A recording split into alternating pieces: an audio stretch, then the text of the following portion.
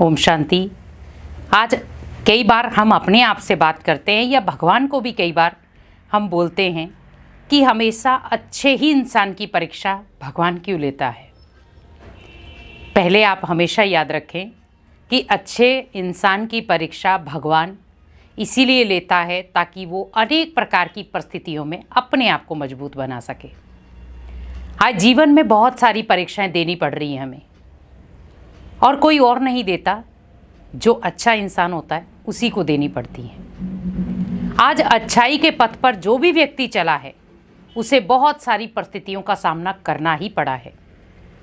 भले वो दुनिया के ताने हों, दुनिया की व्यर्थ बातें हों, दुनिया के व्यर्थ बोल हों, या कई बार वातावरण वैसा हो। आज कई बार व्यक्ति इतना मजबूर हो जाता है जहाँ पर नेगेटिव वातावरण है, लेकिन फिर भी उसे एडजस्ट करना पड़ता है।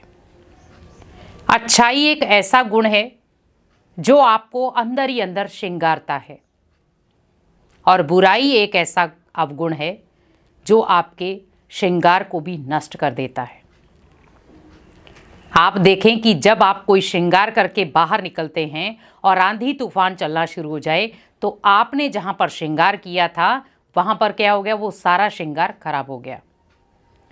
वैसे ही सोचे कि हमारे जीवन में भी ये प्रॉब्लम जो भी आती हैं वो है आंधी तूफान। ये आंधी तूफानी कई बार अच्छे व्यक्ति की परीक्षाएं लेने आती हैं, और हम सारा ब्लेम देते हैं भगवान को कि भगवान आप अच्छे इंसान की ही परीक्षा क्यों लेते हैं। लेकिन एक चीज़ हमेशा याद रखें कि भगवान अच्छे व्यक्ति की परीक्षा इसीलिए लेता है क्योंकि वो मजबूत है, ताकि वो इससे भी बड़ी जो परिस्थितियां आए उसमें भी वो हिले नहीं। आप सोचो, भगवान आपको मजबूत बना रहा है, कोई इंसान नहीं, और भगवान आपको परिस्थितियां नहीं दे रहा है। भगवान आपको उन परिस्थितियों से निकलने का रास्ता बता रहा है। भले हम ब्लेम उसको देते हैं कि भगवान आपने मेरे साथ ऐसा क्यों किया, आप मेरे साथ ही ऐसा क्यों कर रहे हैं, आप बाकियों के साथ तो नहीं करते, मेरे साथ ही ऐसा क्यों, आप बाकियों के साथ तो बहुत अच्छा करते, वो बुरा इंसान है उसके साथ तो हमेशा आप खड़े रहते, और मैं अच्छा हूँ मेरे साथ कोई भी नहीं है। लेकिन सोचिए, कभी भी आपने ये नहीं सुना होगा बुराई की जीत हुई है, हमेशा अच्छाई की ही जीत हुई है। जो व्यक्ति अच्छाई के मार्ग पर चलता है वो हमेशा सफल होता है, क्योंकि जीवन में हार और जीत ये दोनों हैं।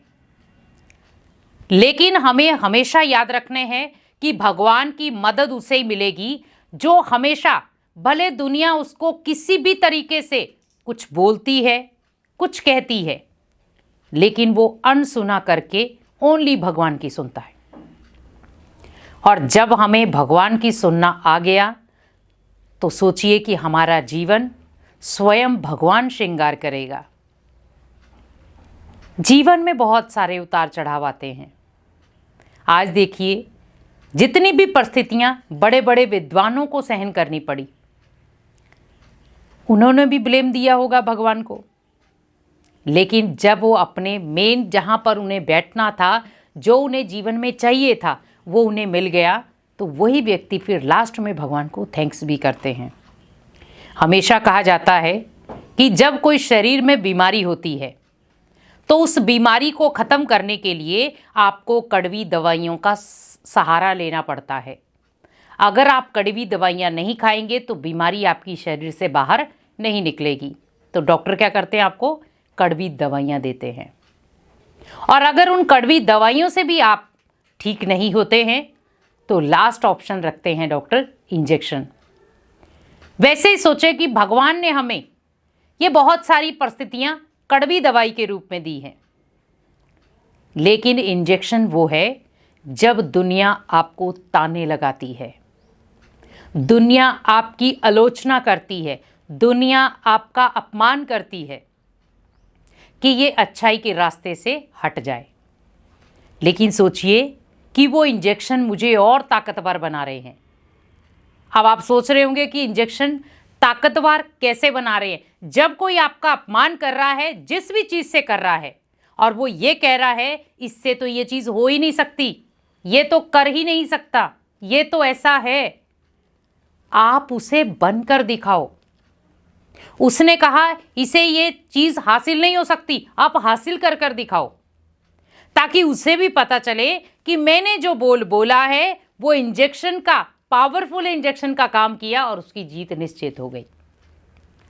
क्योंकि हम अगर उसके व्यर्थ बोल को अपने दिल में समा करके बैठे रहे और अपने जीवन में जो भी हमें प्रयास करने थे उनको निरंतर हम प्रयास ना करें तो हार तो हमारी हुई, तब हमारी हार है। लेकिन हम उनकी बातों को नजरअंदाज करने के बाद अपने जीवन में जो चाहिए था, अच्छाई के रास्ते पर चलते चलते हमने खुद अपना भाग्य लिखा।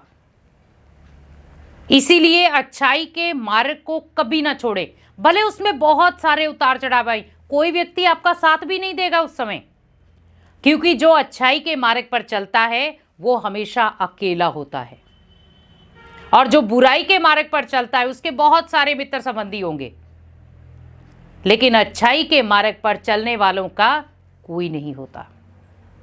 आज आप देखें, किसी व्यक्ति को आप कहें कि आप मेरे साथ मंदिर चलेंगे, तो क्या कहेगा, फुर्सत नहीं है मेरे पास, टाइम नहीं है मेरे पास, और अगर कारणवश चले भी गया तो 2 मिनट के बाद वापिस आ जाएगा। और जो पक्का अच्छाई के रास्ते पर चलने वाला होगा और आप उसको पूछेंगे कि आप मेरे साथ चलेंगे, तो ऑटोमेटिकली वो फट से तैयार हो जाएगा। और वहीं पर अगर कह दिया जाए कि वहां पर मेरे दोस्त ने बहुत अच्छी पिकनिक पार्टी रखी है, आप वहां चलेंगे, तो वो फट से तैयार होकर आ जाएगा। और वहां पर 2 घंटे लगे, वहां पर 4 घंटे लगे, वहां उस समय को भी काउंट नहीं करेगा वो। तो सोचिए क्या चाहिए दुनिया को, चकाचौंध। लेकिन जो अच्छाई के मार्ग पर चलने वाला व्यक्ति है उसको ये चीजें नहीं चाहिए, उसको वो चकाचौंध की दुनिया फीकी लगती है, क्योंकि उसमें क्या है, बनावटी चीजें हैं। हंस भी रहे हैं, बनावटी है, क्योंकि प्राप्ति तो नहीं है। लेकिन जब आप एक अच्छाई के रास्ते पर चलते हैं तो आपको हर पग पर एक प्राप्ति मिलती है। रास्ते में कांटे बिछाने वाले बहुत हैं, लेकिन भगवान उन्हीं कांटों को उठाकर आपके रास्ते पर फूल बिछा देते हैं, और वही फूल आपके जीवन को सफलता तक लेकर जाते हैं। तो अच्छाई के रास्ते पर रुकावटें बहुत हैं, लेकिन याद रखें कि वो रुकावटें भगवान ने नहीं दी हैं। वो रुकावटें या तो मेरे पूर्व जन्मों के कुछ कर्मों के हिसाब किताब से आई है, या कई बार मैंने कई आत्माओं को वो रुकावटें दी हैं जिसके आधार पर मेरे जीवन में ये रुकावटें आई। तो आप कुछ क्षण अपने साथ आराम से साइलेंस में बैठें, और जिन आत्माओं को आपने पूर्व जन्मों में भी ये चीज़ें रुकावटें दी हैं जीवन में, आप उनसे क्षमा मांगे और अपने जीवन को क्लियर बना दें। और जैसे आप अंदर से उस अच्छाई के मार्ग पर चलते जाएंगे तो खुद ब खुद जिनके जीवन में आपने रुकावटें दी होंगी वो व्यक्ति आपको वहीं से माफ़ करना शुरू हो जाएंगे, और आपके हर द्वार खोलते जाएंगे जहां पर आपकी सफलता निश्चित है। इसीलिए हमेशा याद रखें, अच्छाई के मार्ग पर भगवान बहुत सारी परीक्षा लेता है, लेकिन कुछ परीक्षाएं हमारे कर्मों की भी होती हैं। ओम शांति।